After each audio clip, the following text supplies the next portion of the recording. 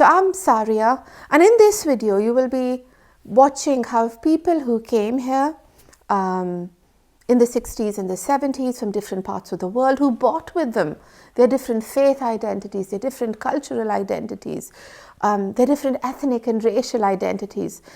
They came here with bags, right? They probably came on ships and on planes, and they came here with bags. But in addition to that physical baggage, they brought with them their identities.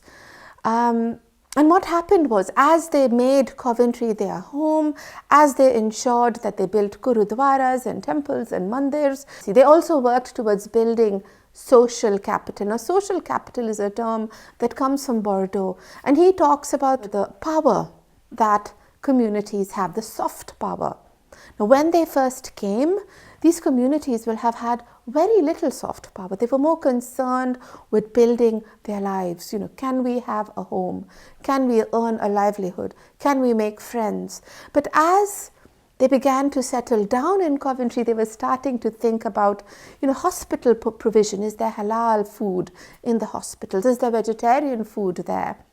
So communities worked in Coventry. They worked quite hard really through the 70s, the 80s, the 90s to help build the city into the multicultural Coventry that it is today. Not just multicultural, but also plural. We spoke about Galtung earlier. We now live in a city where we are generally concerned with each other's well-being, where we know that schools can offer culturally specific facilities. Our young people can learn at least a little bit about the history that is relevant to their lives. We have scholars who are building repositories of work that are reflective of the diverse British and the diverse Coventry identities. This video will give you personal insights from three people who've lived through this era of change, who've lived and who in many cases have actually enabled this change, where we've gone from Coventry being an unfamiliar place to Coventry now becoming not just our home, but a place where we can live together and flourish and cherish each other's diversities. I was born in a Muslim home, Muslim household, of Muslim parents, and I was taught that as a religion. But in communal life, we lived in a very much of a multi-faith community. And therefore, I kind of find affinity with others quite easily. I didn't know that I was Muslim and my aunt was Hindu until I was 12 years old. Because during celebrations of Eid, which happened after Ramadan, the fasting month, and during the time of the pilgrimage to Mecca, we would receive and send gifts to family, relatives and friends. Yes. And at Diwali, we would also get gifts and we would send. So I grew up and I went to India when I was 12 years of age to study religion. Okay. So my dad took me to Preston to meet an auntie, Pushpa Fui. Her name was Pushpa.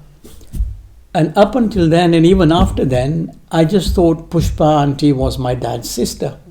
Fui means, your father's sister. It's called Fui, aunt, the word in Gujarati.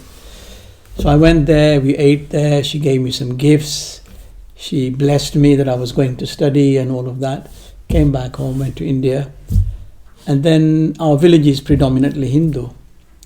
So when I went to study, about 15 people came to see me off at the bus station. This was around dawn because the seminary where I was going to study was somewhere away. And of the 15 people that came with sweetmeat and garlands of flower and things like that, the majority of them were Hindus. We had some close cousins of my dad, but then there were other people in the village who were like neighbors. So even at that stage, I didn't realize. It was only later on when I matured that I realized that Pushpa auntie was not my biological aunt. But in the village, everyone is your uncle or your aunt. And, a person in the village is like, you're part of that village family. You know what they say in this African saying? Yes. It's a village that brings up a child. Yeah. So that was the kind of feeling. And maybe that formed the way I relate to other people that are different to me. Couldn't you say that the people who have migrated from East Africa has got that thinking and perspective of living a little bit different than the people who have migrated back from either directly from India or subcontinent, because I also from East Africa, and obviously my father came in 66. Hindu community which migrated here, different way of thinking, while ours were more broader from the East African perspective. And what it is that we were mingling with everybody. Yeah. And I think that was because we have been in a second migration in a second country, Yeah. from India to Africa, Africa to here. Yeah. I worked for the community relations for 19 years, as Yes. Babu knows, and I was very fortunate to be able to experience most of the religious practices in the city, and most of the people.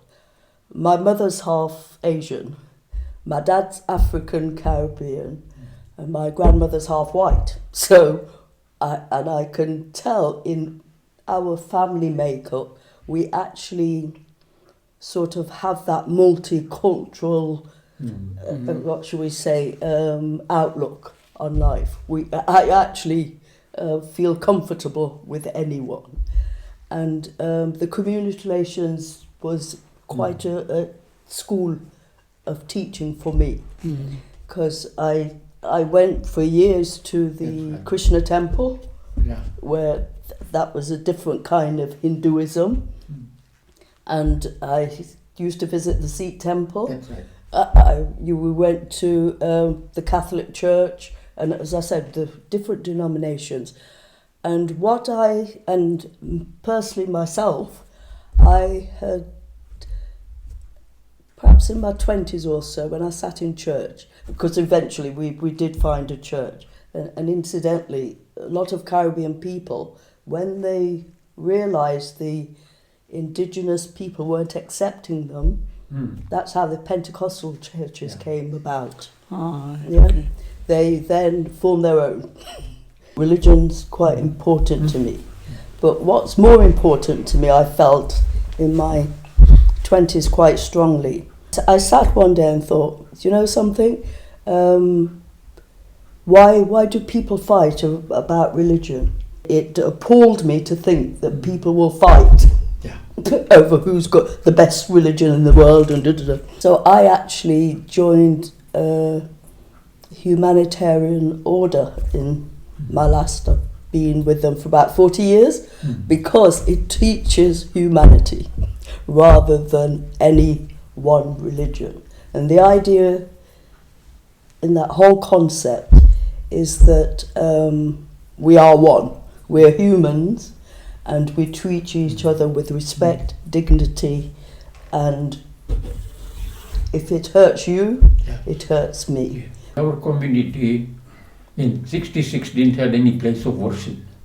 So I used to go to the Ramgarhia Gurdwara, and I knew at that time Dr. Sabarwal and Mr. Kahir and so on. So it was good, because just after one year in India, the Bihar had a drought, a severe drought. And down at Ramgarhia Gurdwara, we formed a small committee and collected a lot of funds. And I would certainly say one thing, that the people, though at that time were not earning that much, from cross-section of the community, Osman and Jin, they were giving it. From there, we built up a good relations, and then Hindu community didn't have any place of worship at all. And they were actually doing some hymns, recital of bhajans, etc. in the houses. In 1967, Father Peter Berry from the church, we started knowing him from the main cathedral, and there was an old St. Mark's Annex School on Stony Stanton Road, which is now, at present moment, it's a flat ground, because that is what it's supposed to be. And he actually arranged for us to have a small place of worship there. Eventually in 73, we were able to buy that building. Okay. And then we started doing proper regular prayers there. Yes. And from there, we started negotiating with City Council, and in the end, in 1985, we were able to get the current site, which is next to Helford's. My father was one of the, if you knew him, he was always having a big beard and everything going by. He was one of the main instrument in sorting it out. But main study of our religion and our community was done by Professor Jackson from University of Warwick and her and his assistant Eleonora Nesbitt.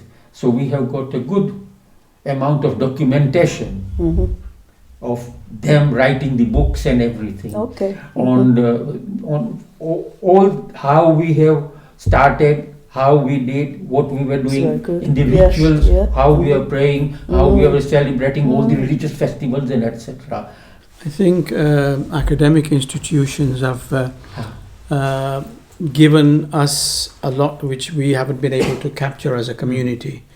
In all communities there's been an oral history or oral tradition of passing on people's experiences, but nothing, not much has been documented, Right. except for incidences here and there. We talk about Dr. Mark Johnson. He did a feasibility study about the health status of Asians in Coventry, and the findings of which led to one of the largest grants from the National Lottery to develop a health centre on Red Lane. Prior to that, there was another study done by Warwick University looking at Muslims in Coventry, and at that time there were about 12,000 Muslims. And again, that was done by Warwick University, which then kind of did a detailed study of how the community started, how it got to where it is. It's really important that what we're kind of doing now is captured in a way so that those people that watch these short films will have a picture in front of them of what our forefathers went through in order for us to be where we are.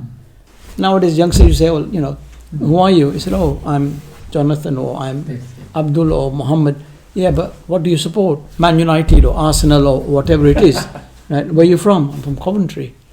Right? That's as far as their collective memory goes back, because we have been able to sort of capture that. And I remember, again, language. So sometimes what you see, you come to an assumption which is based on your life experiences. Yes, absolutely. Yeah. And you can't say you are wrong, because that's based on their life experiences. Sometimes in my line of work, I come across individuals that don't want to see a non-white person. And my business is providing spiritual and pastoral care. So what do? Do you say, well, under equalities legislation, we don't have to provide you a service because you're being racist here? No. And I said to my colleagues, that's fine. Let's find a white person who this patient is happy to engage with, and we'll steer clear, right? Because right now she is the patient. She needs spiritual pastoral care. She wants to kind of make amends with her creator, but she has this issue with people of color, right? Now, as a people of color, my colleague says, well, if that's the way she's reacting, I don't think in my conscience I could provide her sincerely the spiritual care and comfort, right, that she needs. Then I said, well, that goes to your professional ethics and your training, because we need to be open to everyone, regardless of whether they have a faith or no faith. But it took some time to process that and say, no, we're not going to provide a service. And the rationale behind that was that all of us are socially conditioned with our life experiences, what our parents tell us, what our friends tell us, and we build up a picture. It's only when we interact with one another that we think, what? Jean is not what I thought Jean was, and Babubai is not what I thought Babubai is. And I talk of my own family experience. My grandmother would say to me, you can marry whoever you want, but not a white person. My dad said, son, you can marry a Chinese, an African Caribbean, an Indian, Pakistani, Bengali, whoever it is, I don't mind, as long as you and the woman that you are choosing share the same faith. Because you'll be bringing up children, you don't want them to be confused whether to follow mum or dad. But other than that, anyone. My grandma would say, no, you can marry anyone apart from a white woman. So I asked grandma, I says, Grandma, why? So she says, no, I'm telling you, just accept it from me. I said, yeah, but it's my life you're talking about here. I just need to know why. I'm not saying I'm going to marry a white woman. I'm just want to know, Yes. you know. So then she said that in British Raj, India, she remembers someone in the village who rushed forth to pick up the helmet of a British officer who was riding on a horse. And he rushed to pick it up to give it to him so he wouldn't have to come off the horse to pick up his hat. So I said, that image is still in my head. This Asian Hindu man rushed forward to pick up the helmet to give the officer, and he was whipped for it by the same officer. And he said, why? He says, how dare you touch an Englishman's hat without his permission? Right? So if that's the type of people that you want to marry into, then I don't want grandchildren with those type of sentiments. Now I could then understand why she wasn't being racist, but she'd experienced something, and I could understand. So a lot of the times that, you know, with the age difference, you'll find people of a certain age that it'll take time for them to process that, you know what, beneath the skin color, the blood is the same color. Yes. We have the same emotions, we have the same fears, the same feelings. Absolutely. But it's about engagement. And if we can get that right, it doesn't have to be at a spiritual or faith level, at a human level, like you said, you know, that should be the starting point of our engagement. Yeah, faith is an important layer of our identity, but it's only one of many layers. Gender, age, ethnicity, ability, disability, you know, all these are layers of our identity. Thank you for watching this video, which was all about settling down in Coventry, making this city home, building the resources, building the structures, building the institutions that allowed for a plural, multicultural, diverse city and a diverse population within this city to thrive. When you think about interfaith, when you think about intercultural, I hope this video has shown you that it isn't sufficient just to think about, right, the Muslim and the Christian and the Jewish community and other faith communities getting on with each other. It is also about the little nuanced differences within each of this community.